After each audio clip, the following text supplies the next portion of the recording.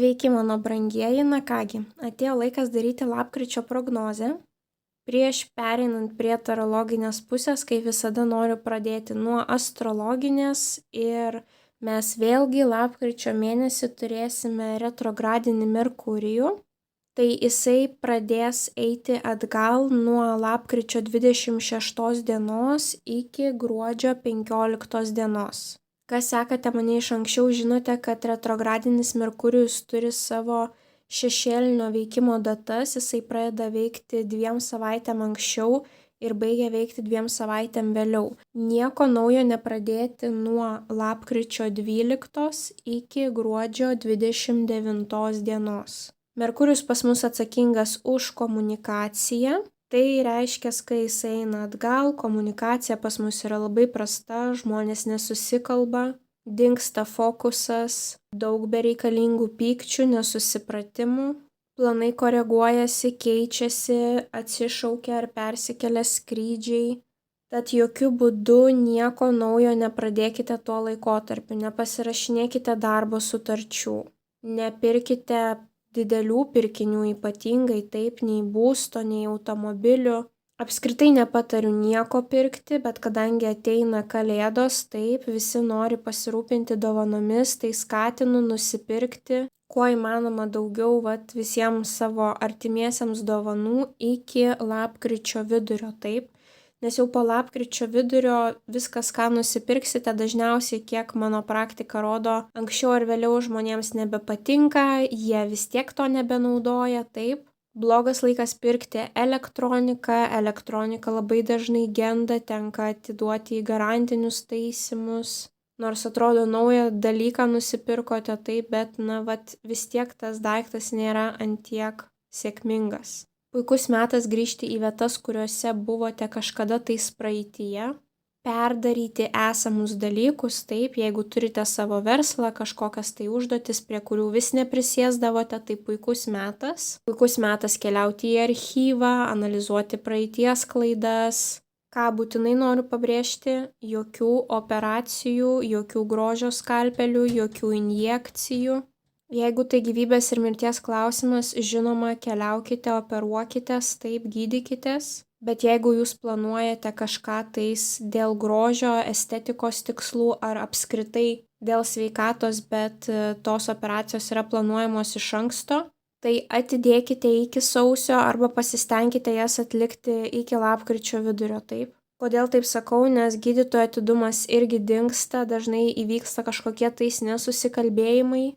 Dažnai būna, kad daugiau paskaudi po operacijų, nes gydytojai ne tuos vaistus duoda, įvyksta kažkokie tais nesusipratimai, per mažas kiekis anestezijos ir gaunasi, kad žmogų operuoja, jisai jaučia viską, ką jam daro. Visokių tokių nesusipratimų gali būti, taip. Tai jeigu jau tai bus, kad operuositės, išlaikykite kuo didesnį budrumą, kuo daugiau visas detalės išanalizuokite, 15 kartų gydytojams, seselėm, visiems pakartokite, dėl ko jūs čia atėjote, kad tiesiog išvengtumėte tokių nesėkmingų kliurkų, taip. Jeigu vis dėlto eisite į naują darbą retrogradinio periodo laiku ir pasirašinėsite tuo laiku sutartį, tai darbas nebus ilgam laikotarpiui, kokiam jūs planuojate. Bus taip, kad greičiausiai vis tiek greitų metų reikės jums iš jo išeiti, kažkas bus ne taip, kaip jūs įsivaizdavote. Jums gali visos tiesos nepasakyti. Jeigu pinigų reikia, aišku, eikite į tą darbą, bet tikrai nemastykite, kad darbdavio pažadai tikrai bus įgyvendinti ir kad viskas ten rožėmis klota. Taip, turėkite kritinį mąstymą, ir būkite pasiruošę, kad greičiausiai nebus taip, kaip jie sako, taip. Neimkite paskolų, ypatingai ilgamečių paskolų, taip. Gali būti, kad neapskaičiuosite rizikos, sunku bus išmokėti paskui. Žodžiu, visi kontraktai perkeliami, taip. Ir turėkite kuo daugiau kantrybės, nes tikrai žmonės gali nusišnekėti, kažką ne taip pasakyti, jūs galite įsižeisti. Būtinai perklauskite, jeigu jums atrodo, kad žmogus tikrai jūs norėjo įžeisti, taip. Jeigu pirksite bilietus, atidžiai žiūrėkite datas. Būna, kad žmonės nusiperka tai dienai, bet ne tiem metam arba ne tam mėnesiui, arba ne tokiam kiekiu asmenų, arba prasilenkia laikai. Jeigu keliausite kažkur, būtinai pasižiūrėkite, ar nepamiršote paso, kitų dokumentų, nes tiesiog toks didžiulis užmarštumas. Tai manau, kad visus pagrindinius dalykus pasakiau.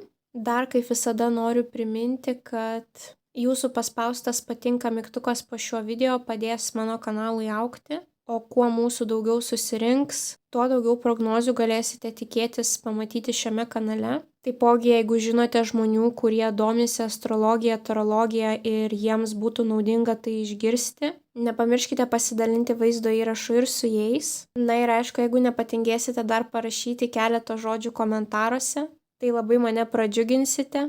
Visiems atrašau ir mane jūsų komentarai tik dar labiau motyvuoja. Na ir aišku, jeigu dar neužsiprenumeravote šio kanalo, tai būtinai skatinu tai padaryti, kad nepraleistumėte jums svarbių ir aktualių prognozių.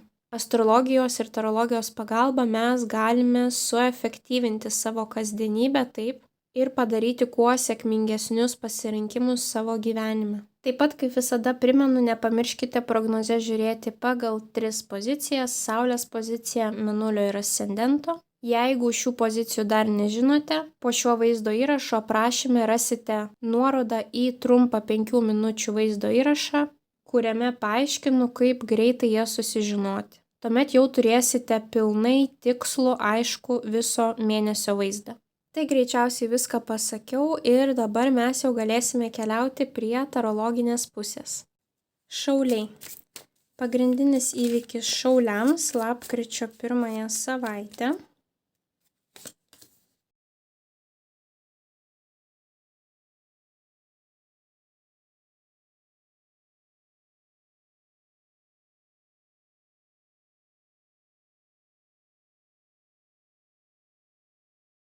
Bei vienas patarimas šauliams.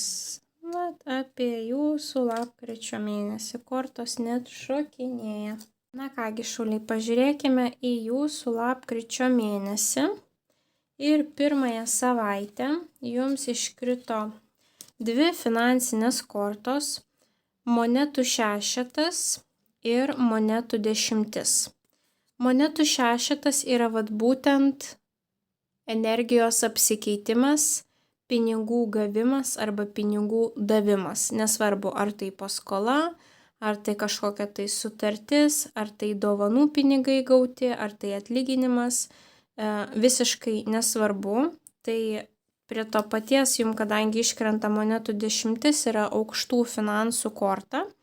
Tai gali būti, kad pavyzdžiui, 1 ta lapkričio savaitė bus pas jūs atlyginimo savaitė ir jūs džiaugsitės padidėjusią savo kišenę, savo piniginę, taip. Galbūt, pavyzdžiui, jūs iškart gaunate atlyginimą ir dalį kažkam tais duodate, paskolinate, irgi gali būti visokių tokių variantų. Galbūt čia pinigai, pavyzdžiui, paskola ateina pas jūs, taip. Pasirašote sutartį ir pinigai atkeliauja pas jūs į sąskaitą. Na, kažkokie tai finansiniai reikalai, pinigų padidėjimas 1 savaitę ir su tuo bus susijęs būtent taurių karalius. Tai vyrukas, maždaug nuo 35 metų ir taurės gali atvaizduoti jo zodiako ženklą, tai skorpionas, žuvis arba vėžys. Ir tai nesvarbu, gali būti jūsų tėtis, gali būti jūsų vyras, gali būti jūsų darbdavys, bet kas, bet jisai bus susijęs būtent su šitais piniginiais reikalais jums 1 lapkričio savaitę. Toliau 2 savaitę jums iškrenta pagrindinė figūra moteris, lazdų dama. Ir jeigu esate šaulys moteris, tai galite būti jūs. Jeigu esate vyrukas, šalia savęs turėsite tokią lazdų damą. Ir jinai gali būti būtent avinas, liūtas, šaulys. Tai tiek jūsų artima kažkokia moteris arba tokios profesijos atstovė. Pagal profesijas jinai turėtų būti labai aktyvi, labai judri arba kažkam tai įsisakinėti. Dažniausiai šitos moteris nenusėdi ir jos turi dirbti aktyvų darbą, taip, sporto trenerė, virtuvės šefė, vairavimo instruktorė, turi būti kažkoksai tai veiksmas, judesys, taip. Ir prie to paties jums iškrenta taurių dvejetas, labai maloni korta, dviejų žmonių glaudaus ryšio korta, pasitikėjimo vienas kitų korta. Tai gali būti, kad ta moteris būtent bus susijusi su jūsų meilės reikalais, bet jeigu meilės reikalai jum visiškai nesvarbus, neaktualūs, tai čia yra dviejų žmonių sąjunga, tandemas ir nesvarbu kokia gyvenimo sritis.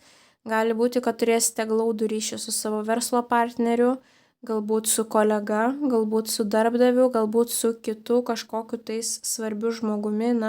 Pavyzdžiui, užmesgus kontaktą su juo, jūs galite turėti kažkokių tais svarbių kitų pažinčių, taip. Gali būti išėjimas puodeliui kavos, gali būti pasimatymas ir prie to paties mes čia turime lazdų septynetą, o tai yra savo vertybių, nuomonės atstovėjimo korta ir prie to paties plėtros korta. Tai reiškia, gali būti ir kelionės. Tai galbūt jūs keliausite, kad pasimatytumėte būtent su šia dama, taip, arba ši dama atkeliaus, kad pasimatytų su jumis, nes ypatingai šita dama, jinai imasi iniciatyvos, taip. O galbūt tai yra meilės santykiai, bet jums reikės atstovėti savo nuomonę, savo vertybės, kažkoksai gali būti nesutarimas, taip. Taipogi pagal šią kortą būna, kad žmogus vienas stovi prieš auditoriją žmonių ir šitos 6 lazdos reprezentuoja kitus žmonės.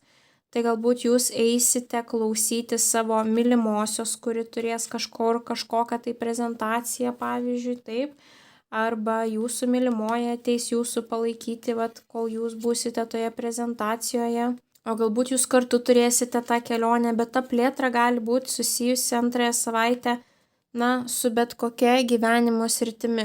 Galbūt, pavyzdžiui, tai šita moteris yra jūsų vadovė ir jinai jums pasako, kad, pavyzdžiui, jūs tampate ne tik Kauno vadovas, bet, sakykime, ir dar kelių miestų, taip, ar jau kažkokios tai grupės ar skyriaus. Kažkokia tai plėtra kažkur turi būti, taip. Galbūt kartu su savo verslo partneriu jūs nusprendėte atsidaryti internetinį tinklapį ir dabar žmonės jūs galės pasiekti iš viso pasaulio, tai automatiškai irgi gaunasi plėtros korta. Vaikelio susilaukimas ar planavimas vaikelio irgi šeimos plėtra, taip.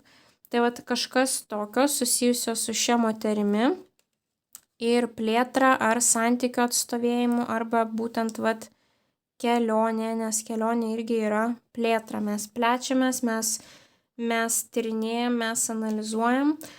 Toliau 3 savaitę jums iškrenta maloni korta, taurių 6, kuri rodo 2 žmonių santykius, malonius santykius, kai vienas dėl kito stengiasi, rūpinasi, taip, taipogi gali būti būtent santykiai iš praeities, žmogus iš praeities.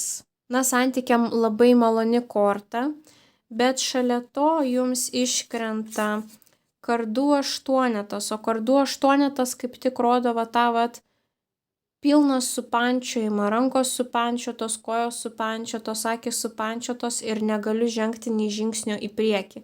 Tai toks jausmas, kad jūs jausite 3 savaitę, kad jūsų asmeniniai santykiai yra supančioti, kad jūs negalite galbūt įvykdyti to, ko jūs norėtumėte įvykdyti su savo antrąja puse, galbūt jūsų planai nejuda, o galbūt taip gavosi, kad jūs esate šiuo metu toli vienas nuo kito, taip, ir turite atidėti tą meilės gyvenimą kuriam laikui į šalį, kadangi dar prie to paties jums iškrito ir didysis arkanas saikingumas, tarp kitko saikingumas yra šaulių korta, bet saikingumas yra pati lėčiausia korta, tai reiškia, kai jums reikia turėti daug kantrybės ir kad rezultato galite nesulaukti 3 savaitę, taip, jums teks ilgiau laukti, bet pagal šitą kortą visada reikia turėti to pasitikėjimo stipresnėmis, aukštesnėmis galėmis, kad jūs gausite tai, ko jūs norite pačiu tam tinkamiausiu momentu, kai viskas klostysis kaip per sviestą, taip,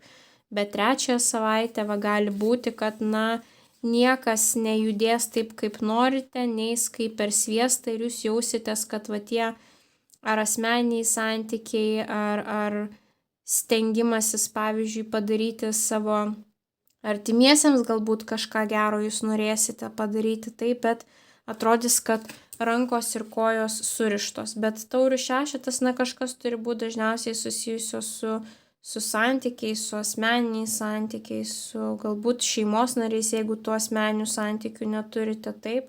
O jeigu neturite, tai ir bus, kad galbūt prisiminsite senuosius santykius pagal taurių šešetą ir mąstysite, kaip taip gaunasi, kad rankos surištos, neturiu aš dabar jokių santykių, kaip ir norėtųsi, bet kažkodėl jie neateina.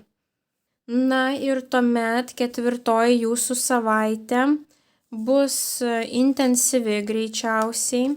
Jums iškrito 2 lazdų kortos, lazdų 7 ir lazdų 9. Ir tarp kitko, lazdų 7 jau jums krito, kaip ir sakiau, ta plėtros kelionių korta. Tai šitos abi kortos gali rodyti keliones, kitų respublikų sienų kirtimą, taip, plėtrą, judėjimą į užsienį, tiek trumpalaikės, tiek ilgalaikės kelionės. Taipogi abi kortos rodo, kad galbūt bus situacija, kur reikės atstovėti savo tiesą, savo įsitikinimus.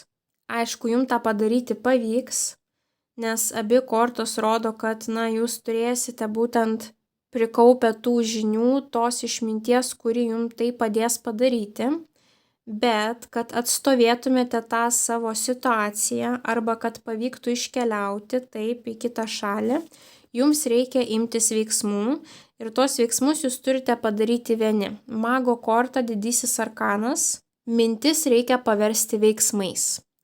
Tai jeigu turite situaciją, kur jaučiatės, pavyzdžiui, apgauti, taip, ar norite kažkaip pasiteisinti, tai jūs turite imtis veiksmų. Jūs turite pasistengti apginti savo nuomonę, savo vertybės, taip, neužglaistyti. Arba galbūt tai yra, magas yra valdomas Merkurijaus, viskas, kas susijęs su komunikacija. Tai galbūt reikės surasti tinkamiausią būdą, kaip iškomunikuoti visiems aiškiai savo vertybės, kad niekas negalėtų peržengti būtent jūsų asmeninių ribų. Jeigu tai susijęs su kelionė, tai irgi jūs turite mąstyti, kaip įgyvendinti tą kelionę, kad jinai taip pavirstų realybę.